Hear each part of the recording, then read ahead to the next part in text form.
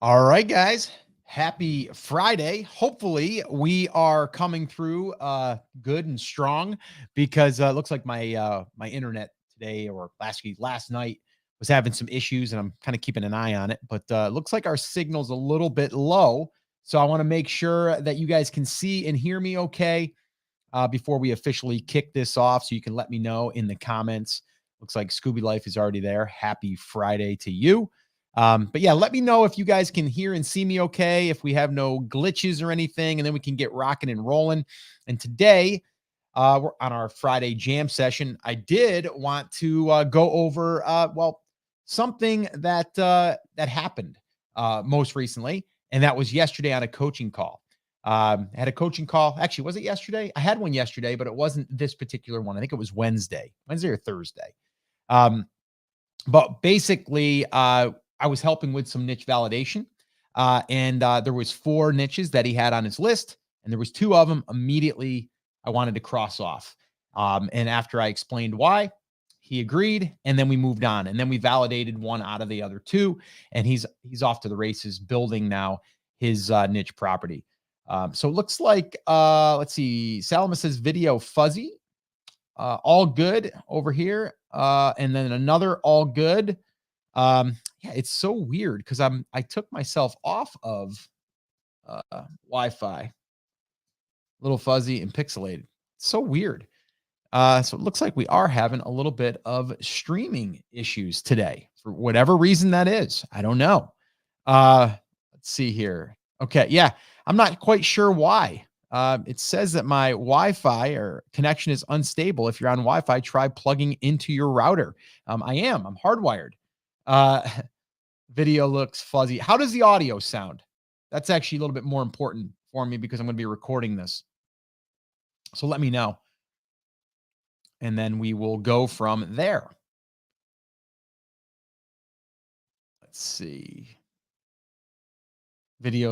Audio is good. Okay, cool. Yeah, I don't know what's going on with the internet today. I think they're having some issues because audio is fine. Okay, cool.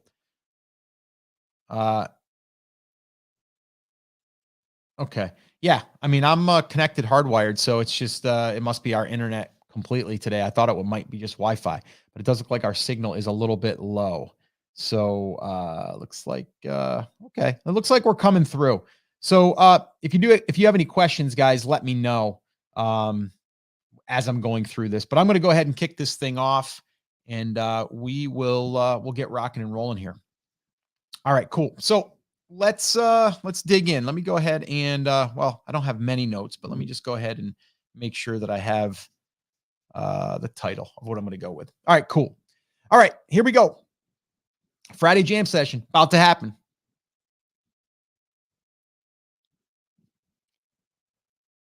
What's up, guys? Welcome back to another Friday jam session. And today we are going to be talking about 2 niches to avoid if it was up to me.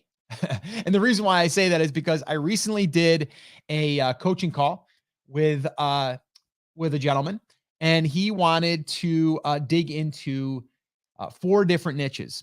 And he wanted my opinion. He wanted me to help him narrow it down, and then he wanted me to help him validate it. Well, the validation part was actually pretty easy. We were able to validate after we narrowed it down to 2 different niches. We removed 2 because I want to avoid those 2, and I'm going to share those with you. And once we got it to where we were down to 2, I was able to validate it within 15 minutes. And now he's off to the races and ready to start building that.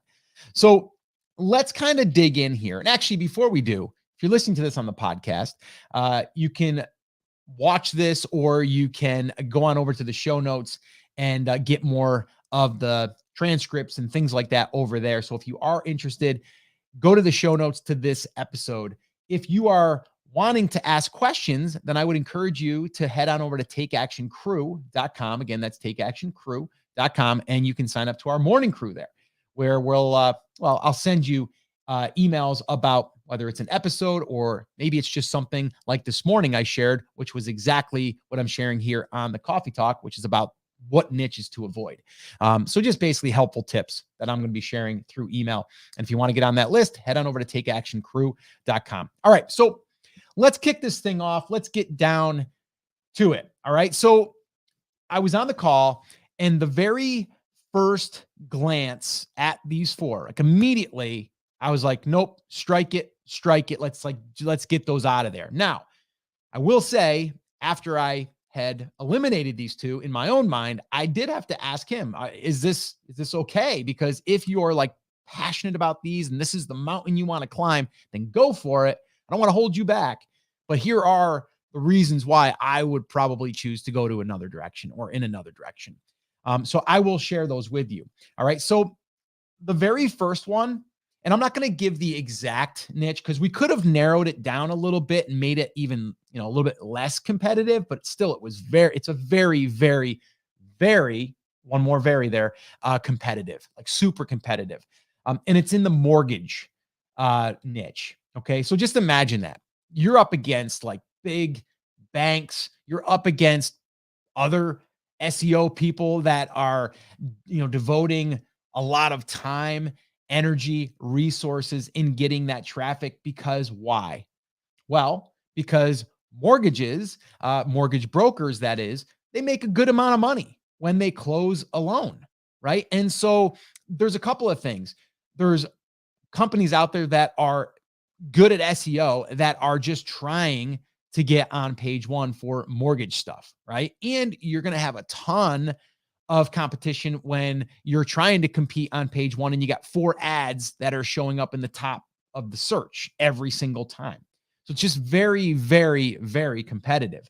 And it can get a little dirty, meaning that there's some black hat stuff going on, which there probably isn't a lot of markets, but in this one in particular, it's a very, very cutthroat business. The mortgage business is cutthroat in itself.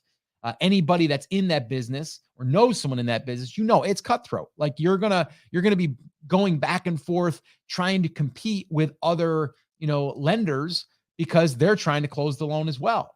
So anytime that we get into something like that, I want to just stay clear of. The other reason is because you have people that are really good at SEO, once again, maybe doing some black hat stuff to get on page one. And what they're doing is they're trying to get leads for a mortgage company, and they're going to get paid $100, $200, $500 a lead. So they're willing to invest a lot of resources into getting in page one. So it's just a really, really competitive area, and it can be dirty at times. So immediately I was like, nah, I wouldn't want to touch that. And so he immediately agreed. He's like, okay, cool. Yeah, I'm not married to that. It was just an idea I came up with. I know some things about it, but I'm not a mortgage broker. And that was the question I said to him. I go, are you a broker? Because if you are, then maybe you want to build this out for your own clientele. And maybe it's not a play for, getting advertising dollars for, from Mediavine or any of those. Maybe it's not that. Maybe that's not the play. So after he told me, no, it's not that at all. It's just, I thought it, was a market. It's got good traffic, and I thought maybe I could build out a blog helping people with mortgages. And I was like, okay, but I would probably stay away from that. And also, whenever you get into that type of stuff like finance, it can get a little legal, as far as legal issues. Like we can get into some things that we might not want to, put out there. So it's just something that was like, there's so many other opportunities that we could go into, and it's just a lot easier. Like, why do we want to climb that mountain? Right. And so after I explained everything to him, he agreed, and we moved on.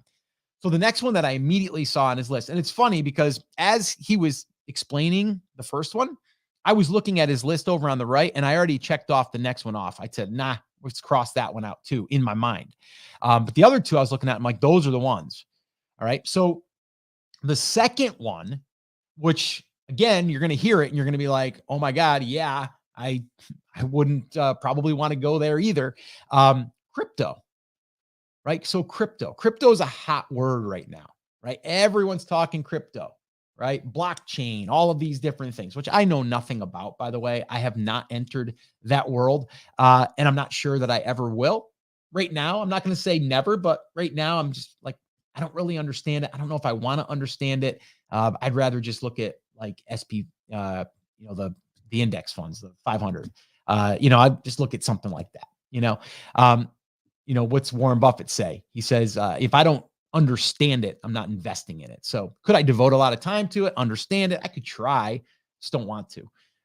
So anyway, crypto, it's a cutthroat, very dirty market right now. Like there's a lot of scammers out there. There's a lot of people creating, resources around it, but yet for the wrong reasons.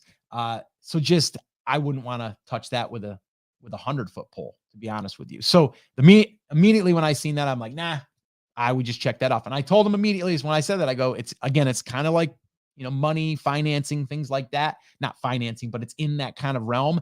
And then when you get into crypto, it's investing. So now we're in the investing world, which I wouldn't want to get into. And then we're into, people putting money into, this, cryptocurrency, hoping that it increases in value. And that's where you make your millions, right? So I personally just would like to stay away from that. And it's very, very competitive. So again, you're going to have people that they know that there's a lot of people into this thing and they know that they can make a lot of money, whether it's having them sign up for something or whether they could sell them a course on how to do cryptocurrency, like whatever it is. I personally just wouldn't want to touch it. It's just, I know that market's going to get even dirtier than it is. And I'm not saying there isn't like good resources out there for it. There are probably, but it's also a place where people would come in and try to, do some scammy stuff. And I just don't want to touch it. So those were two. Those are the two that I would avoid, right? Mortgages and crypto. Like those are the two, like for me. Like now there's other ones out there too, but those are the two that I wanted to share with you today. Because if you're thinking to yourself, like, yeah, I think I would want to get into the mortgage business. I'll tell you another one too, is like insurance. Like I probably would stay away from insurance. It's kind of cutthroat. People are out there trying to get content ranked so they can get leads, so they can then sell them to an insurance broker or an agency and things like that. So I would, again, probably stay away from it. That's just personally what I would do. So those are the two. All right. Is finance, or let's call it, in this case, home mortgages. And the second one is cryptocurrency. So those are the two that I was like, hey, listen, I don't think I would touch them. Now, if he said, I am so passionate about these two, and I have, maybe a brokerage where he does do, mortgages, or maybe he's a lead gen for that or whatever, then you know what, go for it. But it is going to be harder, right? Now, the two, I'm not going to give those away because one of them he is going to use and the other one he may do later. But the two, I was like immediately, yes. Right. And it just falls in the, in the bucket of like easier, a lot easier. And I'll just like, so for one would be, something like, and I'm just going to use this as an example. If it was something like growing palm trees, like something like that. And yes, that's like very, very niche, which it is, but maybe it's going to be in the gardening, right? Like something in that. So then you can go into these other areas, like you could do, palm tree growing or vertical gardening or something like that, right? Like that stuff is going to be way easier, even though vertical gardening is probably going to be more competitive. So then maybe you might want to go into something like balcony gardening or something like that. But it's just a lot easier. You're not having all of this competition that could get really, really, just harder and harder. And you're going to have people that could do negative attacks on your site and just really crazy stuff.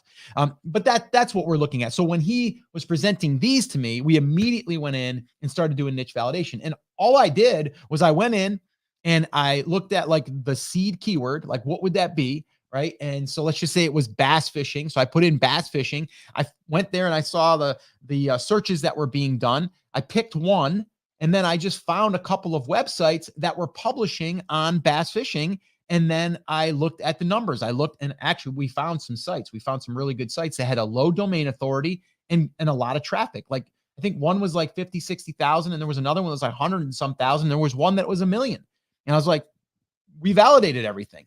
Two of them immediately were under the 25 domain authority that I like. And they were over the 25,000 page views a month, which I like. So everything checked the boxes there for me. So this little Friday jam session, I wanted to share that with you. I also, obviously we're here. So if you're listening to this on the podcast, you're listening to this on a recording, but I am going to answer any questions. If you guys have any questions on the niche validation piece, drop them in the comments and I'll do my best to answer them. But if you are listening to this and you're thinking to yourself, man, I'd really like to go after like one of these more hot and sexy type niches, because that's really what they are, right? It's like mortgages. Like people are like, oh yeah, there's so many people doing mortgages and it pertains to so many people out there. We could totally do that. And then you can look at and say, well, cryptocurrency, it covers a huge amount of people. Everyone wants to, get rich overnight. And that's what people are going to start preying on. So I would stay away from that type of stuff. Anything. I mean, even just looking outside of those two examples, if you were looking at something else that could be potentially, whether it's legally, like you don't want to give legal advice type stuff, I'd stay away from that. And if it's something that you look at and you go, this is like a trend right now, or this is like a hot topic right now that could go away. I mean, look at the NFTs. I think that's what it's called. It's those digital art that they're selling for, like, in some cases, millions of dollars or hundreds of thousands of dollars. And then everyone's trying to jump on that bandwagon. So again, like, I personally would stay away from it, but some people will go after that, and some may succeed and some may do it and waste a lot of time and energy and money when they could have just been over here building something that's a lot easier. And that's the one thing I want to point out. Like, you have to look at this. Like, are you building this thing to build a niche property that can bring in $1,000 a month, $5,000 a month, $10,000 a month, like whatever it is? Or are you looking to do something that you're just passionate about and you want to write about that and you want to publish on that? It's totally different. If there's something that you're totally passionate about, then just write on that because you want to, and it's a passion. But don't expect that you're going to be able to just knock that thing out of the park. The other side of it, if you want to build this thing so we can, go ahead and build this thing into a niche property that's like a rental property, then go for it. Like, that's what I would do, right? That's what I'm looking at this as like a property investor. So just something to think about. All right. So, okay, let me see here. I got a couple of questions here. Let's see. So, would you stay away from all YMYL niches, which is basically kind of like your health niches and things like that? It's Your Money, Your Life, I believe, is the abbreviations there. Correct me if I'm wrong in the comments, but basically anything around, money, your health, your well-being, like things like that could get flat. And I don't want to say flagged, but they could be harder to compete in because also Google's going to be a little bit more strict on what they're ranking for. So there's ways that you can kind of get around this if you're in the health niche, but you're not really positioning it as you're in the health niche, if that makes sense. So if you are someone if you're going to talk about someone that, I don't know, has a condition of some kind, I wouldn't probably publish content about how to cure it or how to fix it, right? But it could be like what to do when you have hip injury. What's best exercises for hip injuries? What's best exercises for knee injury? So technically, these are exercises. Could it be considered health related? It could. But I think there's more room there to be able to enter in that market without you being that than to go in there and just say, like, how to cure cancer. Like, we don't want to go like that, because then you're going to also compete against all the big web or the sites out there, the websites, the big companies that are, basically going after that same content. So you have a lot more competition and it's going to be harder. Have you interviewed your daughter and her biz on your podcast? Would love it if you did. We need more women role models in an online biz arena. Yeah, I haven't in a while. But I probably could. I probably haven't had her on in a couple of years. And she was starting the blog at that point, but I also think she was doing some retail arbitrage, her and her husband. So yeah, so I could definitely get her on. And yeah, I agree. We do need some women to inspire other women. Are hobby niches easier and faster to get results in? I think hobby niches are awesome, are great. And do I think they're easier? I do. But then some people would say, well, then you can only do this in a hobby niche. And that's not accurate. Because I have, let's see, three, I would call them three, maybe four right now that I'm working on that are not necessarily hobbies. Okay. Is it of interest? Yes, but it doesn't mean it's a hobby. Um, do you have any liability insurance covering your niche site and content? Well, I kind of have an umbrella that goes over top of all my stuff, but even if I didn't, and again, this is not legal advice. You should definitely reach out and talk to someone that is a legal representative of online businesses and liability insurance. But this is what I personally do. And if I was not already umbrellaed under my LLC. If I was to start something, number one, that's why I would stay away from something that could be classified as, well, you gave me information and I hurt my hip, right? But yes, there are policies out there that you could get if you are going to be publishing on that, and that would be a good idea, in my opinion. So do you have to? No, there's no law, but you probably should. Now, if you're talking about crafting, right? If you were doing a site on knitting, would I worry about someone stabbing themselves with a needle because of the content? Probably not. If I was selling the needles, that's a different story. Would you start one site for a year or build several if restarting? I would do one, and I would focus all my energy on that. If all I had was limited resources, limited time, it would be one. That is what I would do. And I actually literally just got off a call yesterday with a guy who has a full-time job. He also has another side project that he's working on, and he wants to build one of these. My advice was take a week, build it, get it up and running, get the structure built, and then spend an hour a week on keyword research and hiring a writer to do the writing. And then just set and forget.